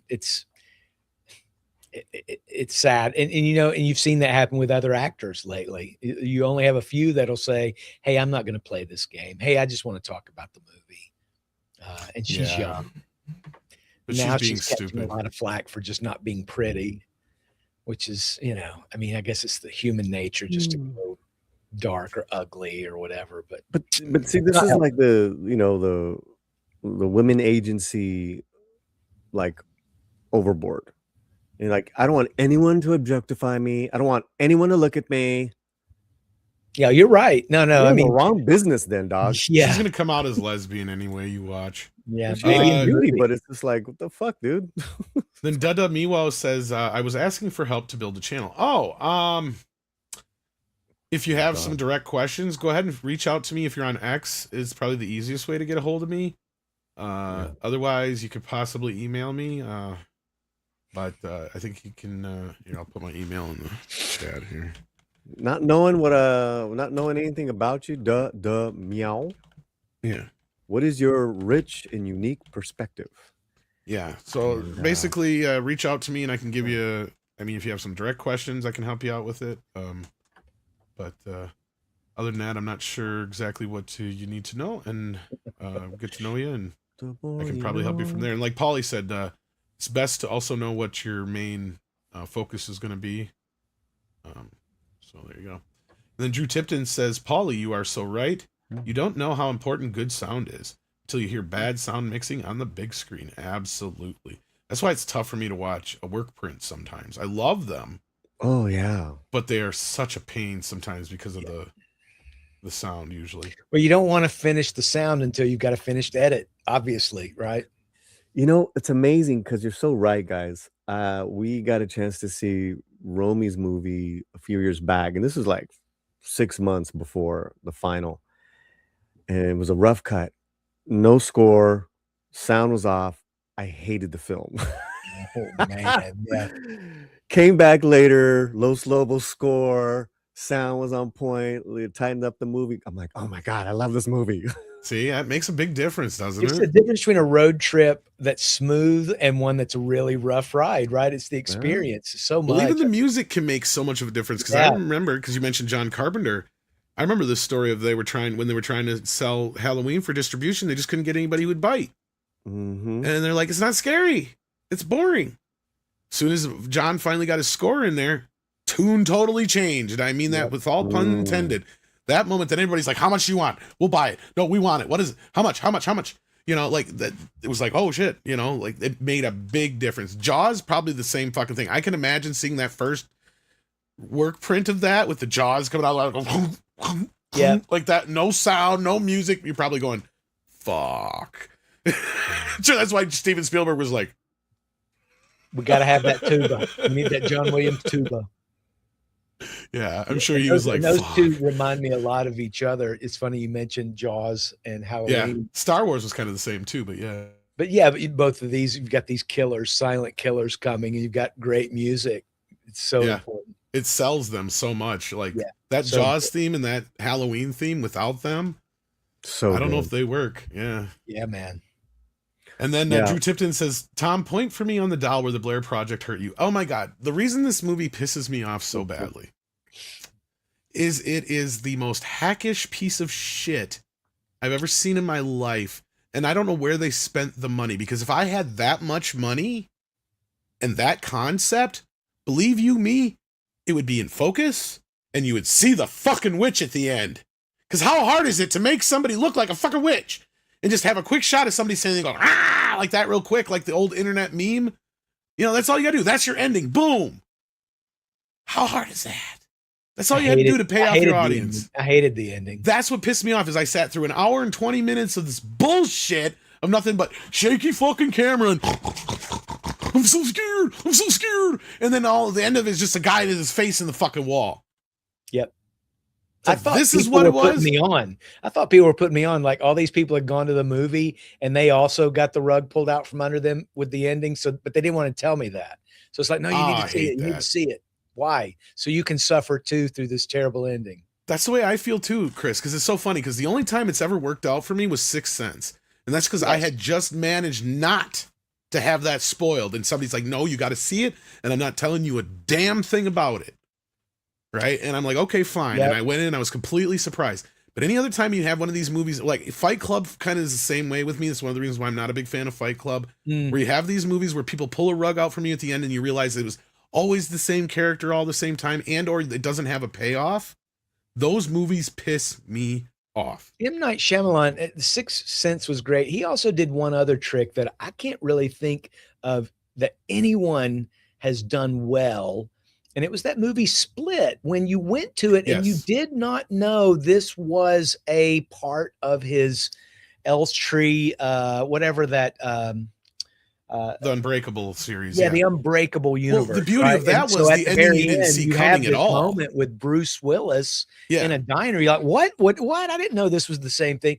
He did that trick. Those were his best two tricks, I think. When he did the same thing in Unbreakable, kind of. Because it's kind of set up through the whole movie, and you're like, oh shit, I should have seen that coming the whole time. Yeah. But if you go into it and you're not realizing what you're kind of seeing at first, because the way they advertised that movie was kind of brilliant. Because they didn't really give much of it away, but it made you intrigued enough to go, okay, so Bruce Willis is playing this character that he's never been sick, he's never been, let's check this out, let's see what this is all about. Well, and we could have done that probably without Bruce Willis, because at that time, that was like, you got to go see the latest Bruce Willis movie. Exactly. And then that's kind of where it's important to have movie stars, because then you can take a concept in a movie and that's a harder sell. Horror is the one few times where you don't need a movie star. If anything, those make movie stars. That's usually the premise. Yeah. Horror just needs the great premise, right? Yeah. But sometimes you need something that you're trying to sort of hide what the trick is, needs a good Sixth Sense and the Unbreakable did need Bruce Willis. You're 100% right. Kind of like a Split where it needed McAvoy to kind of sell it. Oh my gosh. Yeah. What a great actor. But yeah, Drew, it's not that I hate it. Actually, I didn't mind the sequel as much, but I haven't watched it in God knows how many years. So it probably sucks.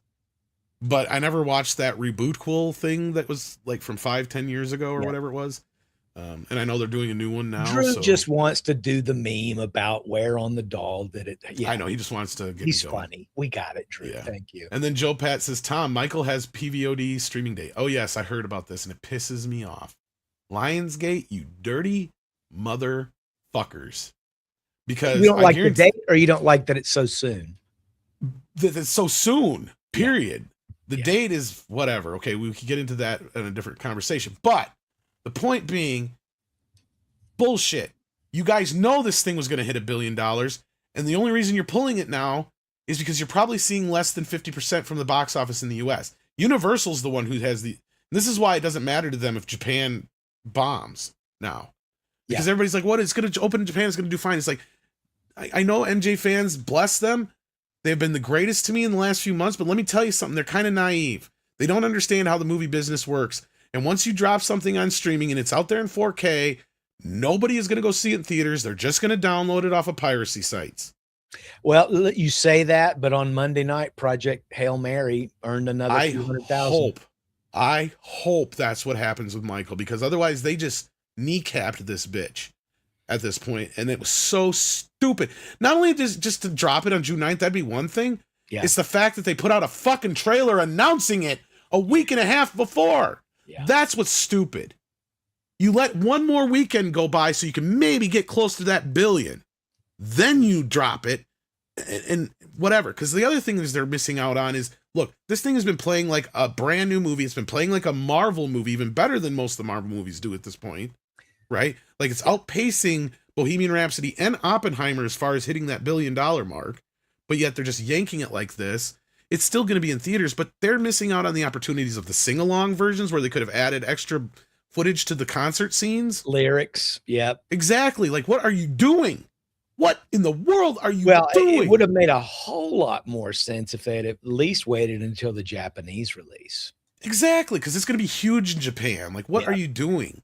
Not if it's on PVOD elsewhere. No, because that's what my MJ fans sadly don't understand, is that's one of the more bigger piracy areas. Did it not change, though? I remember at one time the date was June 4th for Japan. But now, when last I looked, I think it went for June 12th. Well, what happened was they're having a typhoon or whatever it is or something like that, I guess. So weather they were anticipating, Then they moved it back and forth because of the weather, I guess, is what I had heard. I don't know 100% sure on that, but. Well, even that 2009 documentary, This Is It, did like 50 million in Japan. So currently, that movie's sitting at nationally or globally, I think at like 850 something, 850. Yeah, it literally only has 150 million to go, and it could do that in the next 2-3 weeks had they just held off for just a couple more weeks, then dropped it. Like I said, you could even have boosted it a little bit with the sing-along version. Yeah. What do you think this means, if anything, about the part 2? Oh, it's coming. I think Lionsgate is more. They're cashing in. That's what Lionsgate is doing. Like, it's not like I don't understand. It's because at this point, we're 6 weeks in, they're seeing next to nothing from the box office. I get it, but Michael made $10 million just last weekend. Yep. In the U.S. Yep. That's more than what brand new movies are making. My daughter just went to go see it this last weekend. You know, I told you guys a couple of weeks ago we went for Mother's Day.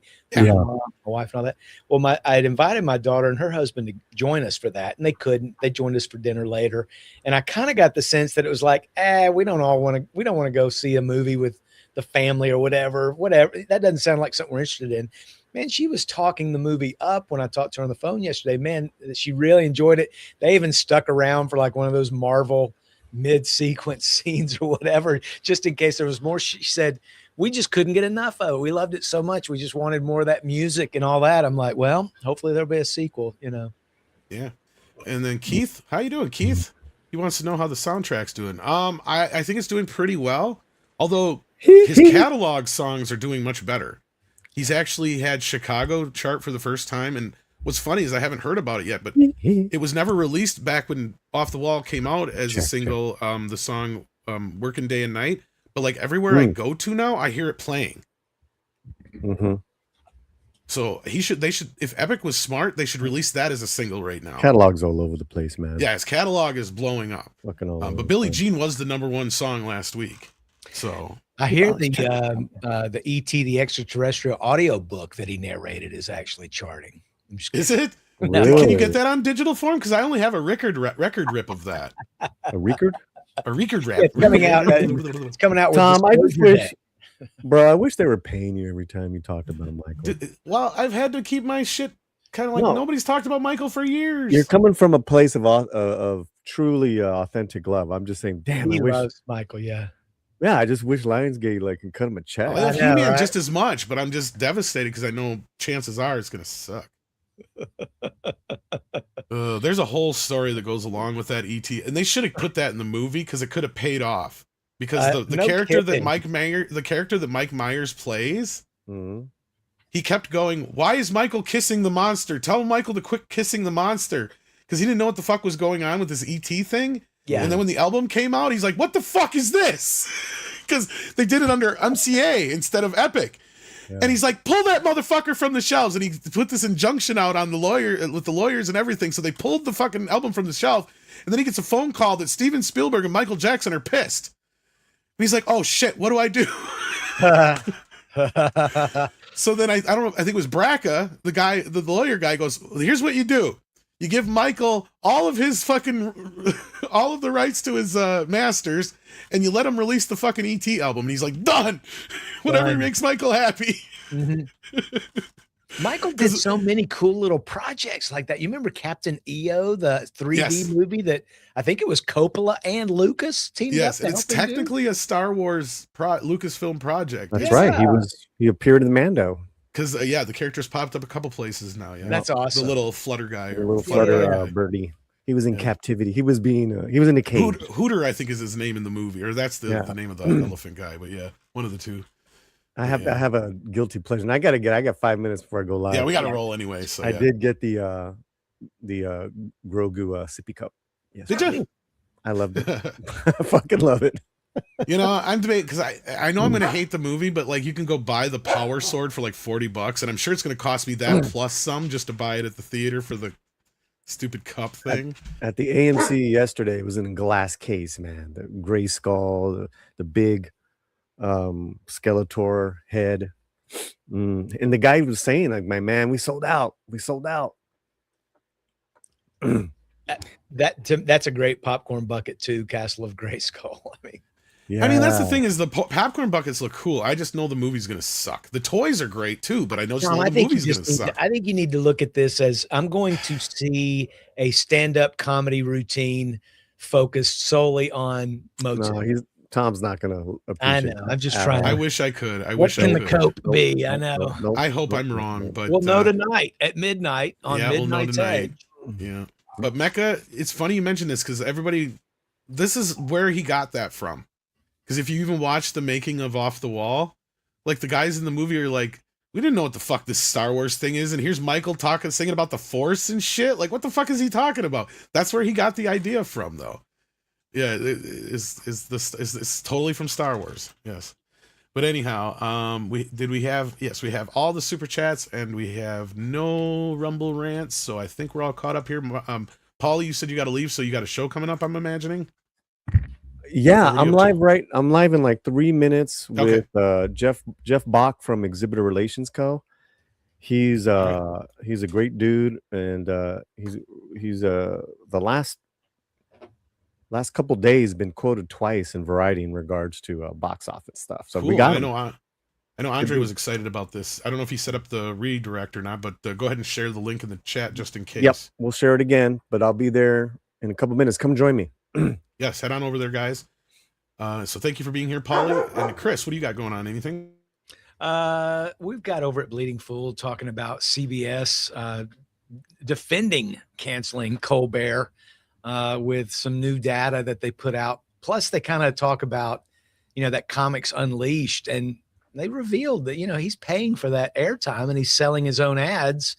And Byron Allen is just an excellent businessman, and it just makes more sense for CBS to do that deal than to keep paying $40 million for Colbert. We've got that at the top of the I almost wish he would have been able to buy Paramount, to be honest with you. I know, right? And we talk a little bit about Spider Noir and also Disney overruling Lucas with the 1977 re-release. We'll get into that. I know we talked. Oh, I didn't know there was any issues with that. That's interesting. Well, Lucas never wanted these to come out, so I know we'll he get doesn't. into a little bit. Yeah. So he must not have had it baked into the contract and/or the time is up. That's my guess. There's something to it. But that's at bleedingfool.com. You guys go check out Paulie next and be back here at midnight for the Motu review.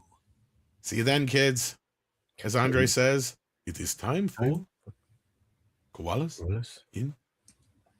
Koalas in the rain, koalas in the rain, no fucks given, koalas in the rain.